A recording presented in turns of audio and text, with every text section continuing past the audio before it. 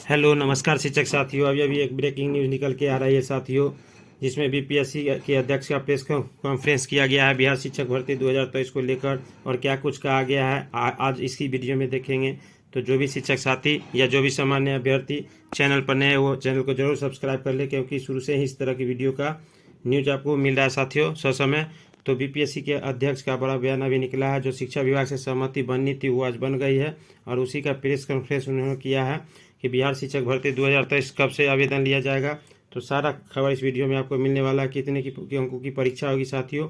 तो मुख्य परीक्षा जो है, जो 150 अंकों की होनी थी 2 घंटे की, वो अब 120 अंकों की होगी, 80 + 40। और विज्ञापन की अधिसूचना 1 जून को जारी की जाएगी।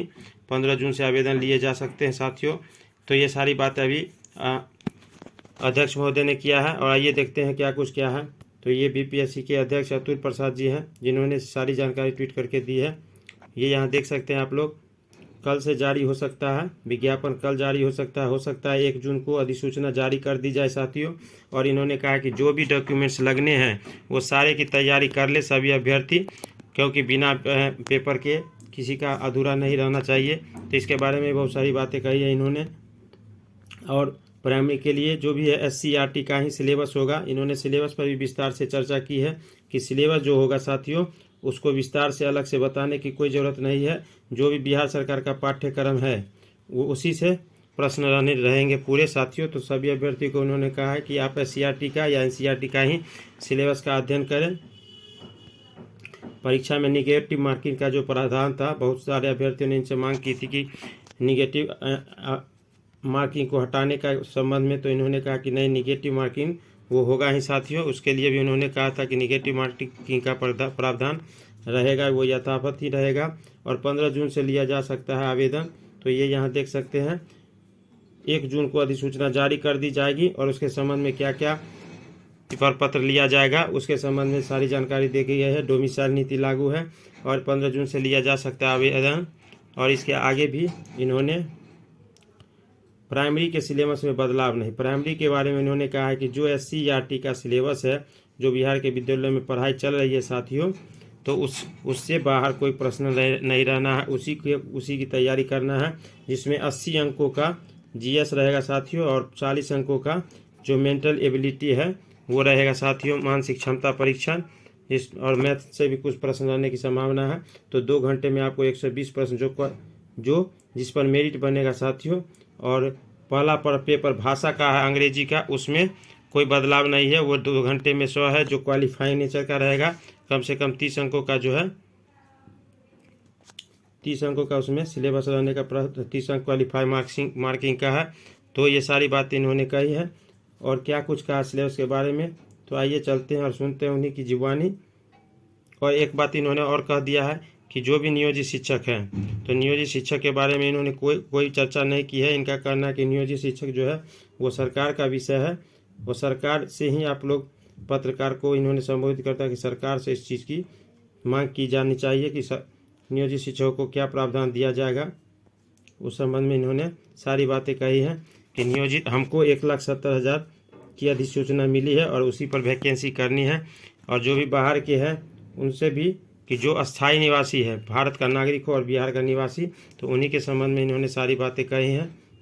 और विस्तार से इन्होंने कहा कि नियोजित शिक्षक पर जो भी चर्चा करनी है वो सरकार का भी विषय है। तो नियोजित के लिए इन्होंने कुछ नहीं कहा है साथियों, क्योंकि सरकार जैसा गाइडलाइन देगी वैसा बीपीएससी करेगी। तो ये हो सकता है कि आने वाले चुनावी दिनों में राज्य सरकार खुद नियोजित शिक्षक को राजकर्मी का दर्जा दे, क्योंकि अभी देने से राज्य सरकार को कोई लाभ नहीं है, वो भी अपने चुनाव का इंतजार कर रहे हैं। तो आइए शिक्षक बहाली के विज्ञापन संबंधी क्या क्या बातें अतुल प्रसाद ने की, आइए चलते हैं सुनते हैं उन्हीं की जुबानी।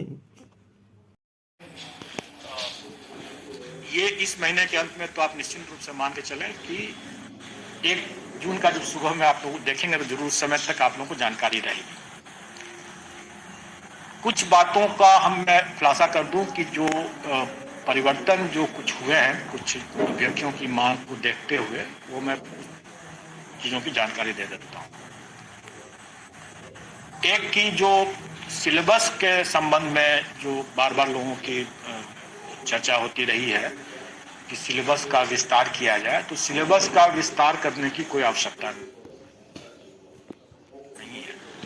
लेकिन एक चीज हम लोगों ने जरूर स्पष्ट आउट कर दिया है कि प्राथमिक विद्यालय के अध्यापकों के लिए विद्यालयों में जो पाठ्यक्रम है वो एनसीईआरटी के पाठ्यक्रम का जो है वही है, इसलिए वो उसी से गाइडेड होगा और वही है।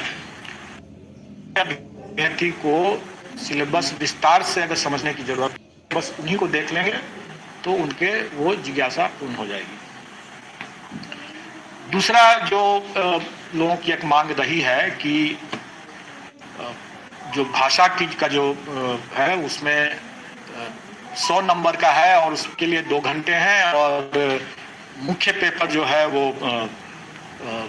भी 2 घंटे का है, लेकिन उसमें 150 मार्क्स का है। तो इसमें मैं बता दूं कि भाषा का जो है वो पहले भी मैंने स्पष्ट किया कि क्वालिफाइंग नेचर का है, उससे आपको मेरिट नहीं बनेगा, मेधा सूची उसके मार्क प्राप्तांक के आधार पर नहीं बनेगा, और इसलिए हम लोगों ने उसमें अधिक समय दिया है कि आप आराम से आप करें, उसमें घबराने की बात नहीं है, सिर्फ क्वालिफाइंग नेचर का है, लेकिन आप आराम से कर सकते हैं। लेकिन जो मुख्य पेपर है वो उसी पर मेधा आधारित होगा, प्रतियोगिता उसी पर है, तो उसमें हम लोग चाहेंगे कि जो अच्छे अभ्यर्थी हैं वो जल्दी बना पाएंगे, और जो अच्छे नहीं हैं, उतने स्मार्ट नहीं है, वो थोड़ा उनको विलम्ब होगा। तो इसलिए हम लोगों ने ज्यादा क्वेश्चन रखा है, लेकिन हम लोगों ने फिर आपस में विचार करके और अभ्यर्थियों की एक बड़ी मांग को ध्यान में रखते हुए हम लोगों ने पहले जो 150 क्वेश्चन रखा था उसको घटा करके 120 किया है मेन। और पहले जैसे 100 और 50 का था कि 100 में उनका नॉलेज टेस्ट था और 50 में उनका इंटेलिजेंस का टेस्ट था, उसको हमने वो ब्रेकअप को हमने 80 और 40 के रखा है, और ये सभी मुख्य परीक्षाओं के लिए है।